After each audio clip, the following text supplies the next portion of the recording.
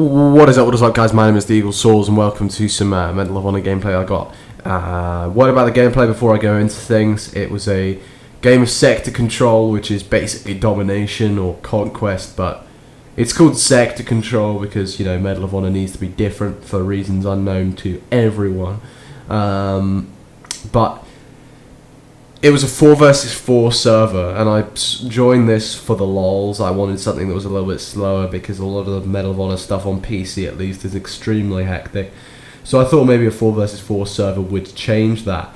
So I ended up getting quite a positive score out of this. I was quite surprised at how many kills I did get, judging by the fact that it is a 4 versus 4 server for the majority, I think, for all of the games. So it was very interesting.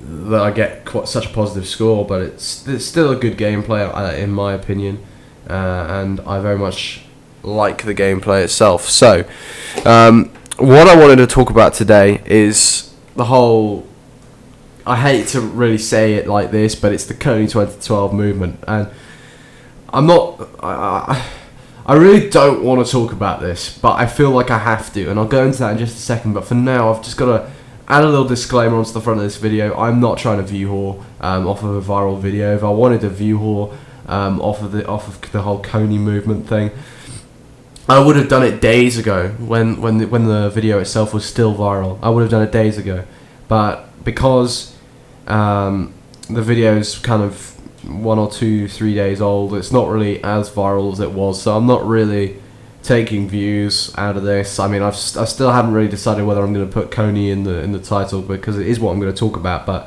I don't really want to be whoring views off of this thing and taking attention away from the video that was made. But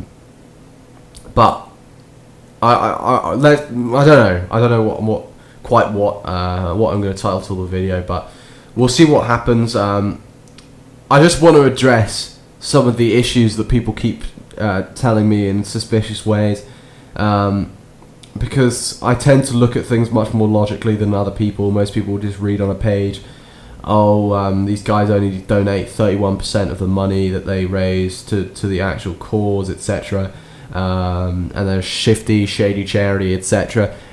And I just want to talk today about why it isn't quite as simple as people are making it out to be, because I think that's unfair, and I feel like I should be the one that says something and puts things out there, because a lot of people keep coming to me about this thing, and I just want to talk about it.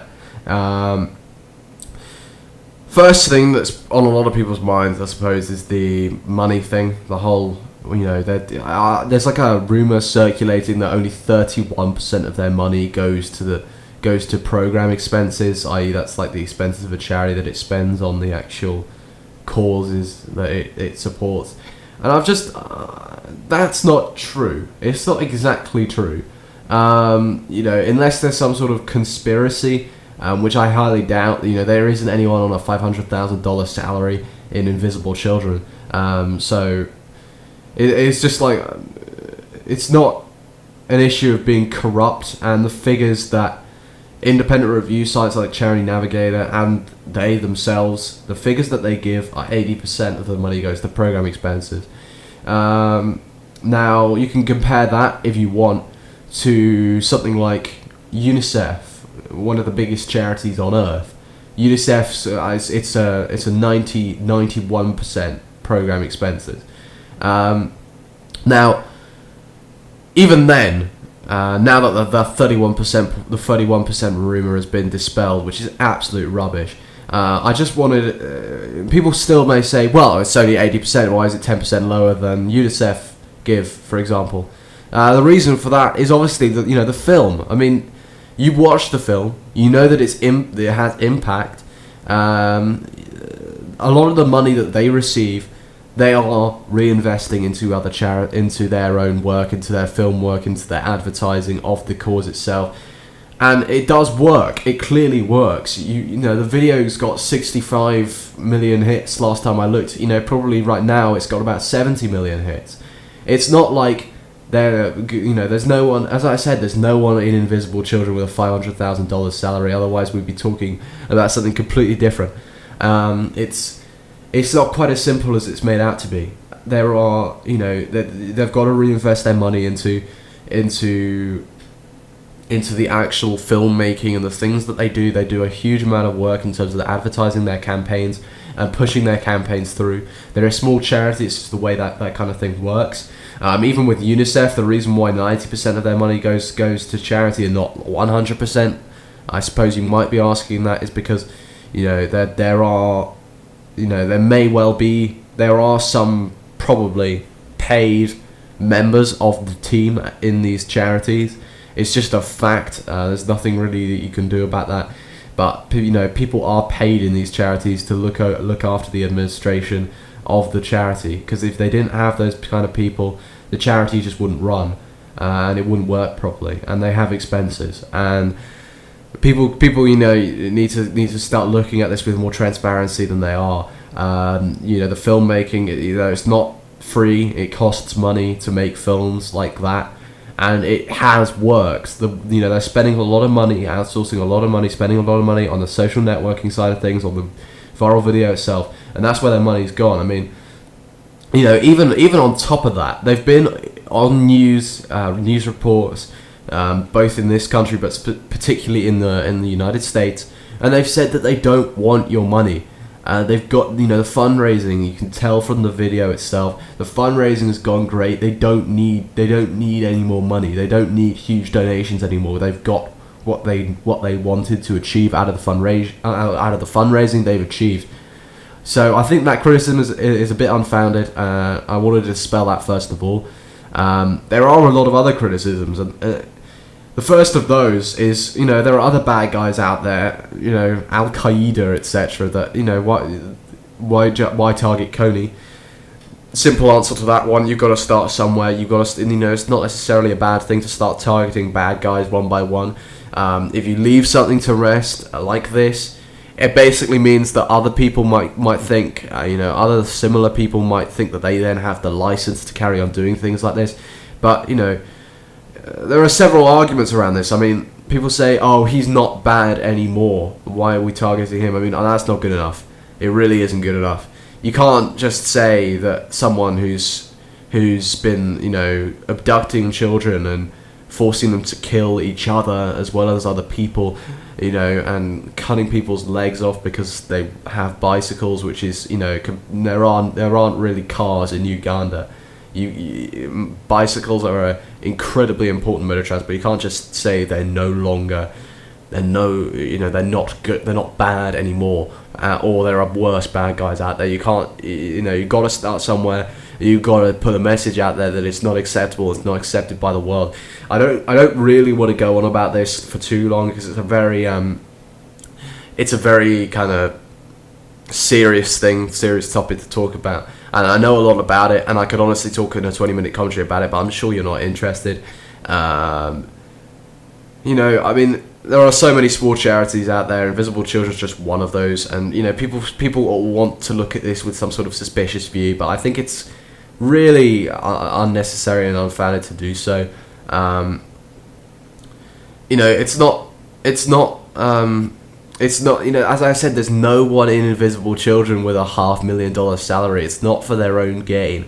Their campaigns are huge and they cost money. And I just wanted to dispel that kind of stuff, because it really annoys me when a charity is getting slated off just because they've gone viral, and it's really unfounded. You could make some complaints, but they're significantly less extreme than the ones that are being made. I mean, personally, I'm not sure what I would think in terms of giving money to a charity as opposed to a cause directly, etc. Because obviously charities, while their expenses are not the most extreme of things, they do have their expenses. It's just the way it works. They do have to spend money on, like for example, UNICEF. They have to, Red Cross. Let's take the Red Cross. In terms of earthquake relief, flood relief, that kind of thing, if they know there's going to be a flood at some point, they will stock warehouses up in certain areas.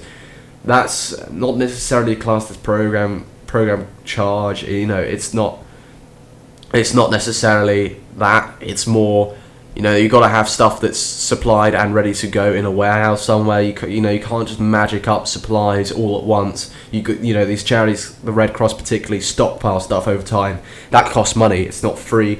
It's largely not donated. People don't donate basic goods very often. It's just not the way they will work. So that a lot of donated money is spent on that kind of thing.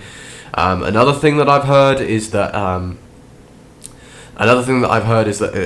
invisible children have a degree of corruptness, if you will, because they're not rated on the BBB and things like that. That's nothing unusual. A lot of small charities withhold from a voluntary service like the BBB or things that are similar to that. It's just a fact. I mean, it's not. It's more there because they don't want necessarily to be reflected by what the BBB comes out with, their official response to do with the board. But there's a lot of underlying reasons as to why you would reject being ranked, and I won't go into those. I don't know what there are. I'm sure there are some of them that I'm not aware of. It's just people make a huge thing out of that, and it's really not. The other thing that I've heard a lot is that the Ugandan government, the charity's working with the Ugandan government or is paying money to the Ugandan government. That's just rubbish. They're not giving all the money to the Ugandan government. It's not corrupt. They have to work with the Ugandan government. It's a very military exercise, arresting Kony himself. But I just think it's blown out of proportion at the moment. The campaign is mainly there just to raise awareness about the cause itself. They have the money that they want. They have the money that they need. They've said this in public forums several times now, and I think people need to stop trying to. I know people love a conspiracy theory, and I'm not saying there's anything wrong with that. I'm not saying I didn't expect that. I'm just saying that people need to stop going around on Kony videos and saying, oh, Kony's not legit, it's all rubbish, and, this and this is the reasons why everything that the charity says is wrong, and they're all corrupt. It's not quite as simple as that. Having said that, I've got to talk about the Battlefield 3 DLC. I really can't put this off any longer. If I don't talk about it now, I'll never talk about it. My main opinion on the DLC is what's taking them so long. I don't really know why it's taking them so long to fix all these issues. I mean, I've spoken about input lag a lot. I finally found game mode on my TV on Sony Bravia, and it's I was told go to the options menu and hit picture mode, and it's one of the options in picture mode, but it's not. You hit options, go to scene select, and hit game on a Sony Bravia. And that's what game mode is on a Sony television. And I always didn't. I never really knew how to do that. I just heard about game mode a lot and things like that. So I thought I'd just put that out there. But I still don't understand what DICE are really doing. There hasn't been a patch in 5 months or longer. There hasn't been a major patch, at least, that really matters. Apart from the one that nerfed the Scar, there's nothing that really I can remember. And nerfed the Stinger, that is, which was the same patch. I mean, and now they're announcing DLC, but it's not coming out until June. I would have expected at least something to be coming out before the end of this month. I'm a bit disappointed with the timing of it all, but other than that, I think it's fine. Close quarters, I mean, I'm not really too sure what to make of this. Of the gameplay that I've seen, the off-screen gameplay from GDC in San Francisco that's come out recently, I just feel like it looks okay, but it looks too close for my liking. It looks far too much like a sort of Call of Duty map. And I know people say that about Operation Metro, but Operation Metro is so vast, you can't really make that argument, at least not 100%. But I mean, that map really looked small. So I'm a bit worried slightly about this whole thing, but Armored Fury, the biggest map they've ever made, bigger than Heavy Metal, I'm flipping excited for that. Hopefully they'll have ground attack jets and the regular jets and attack choppers, and transport choppers and every sort of vehicle you can possibly imagine they'll have on this map. But I think that sounds great. The Armoured Fury pack, I'm really looking forward to. Close Quarters, I'll buy and I'll probably enjoy, but I'm not really looking forward to it as much. Endgame, we don't know anything about, so I won't go into it, but that's my thoughts on the thing. I know Operation Metro, it gets a lot of controversy around that kind of thing, but it's the most popular map. It can be a lot of fun in certain situations. It's just irritating, and it isn't what we'd expect from Battlefield. But I think people read into that too much. I don't know. Other than that, there's not really much more that I can address. I hope you enjoyed this video. Please do share it around, it really helps me out. I mean, there's no other way to grow my channel. I've demonstrated this very well, judging by the fact that I only have 50 active subscribers after basically a year and 9 months, nearly 2. So please share it around, Twitter it, Facebook it, whatever you want to do. Email it, I don't care. It really, really helps me out. So thank you guys for watching. Until the next time, guys, take care, and I'll see you next time.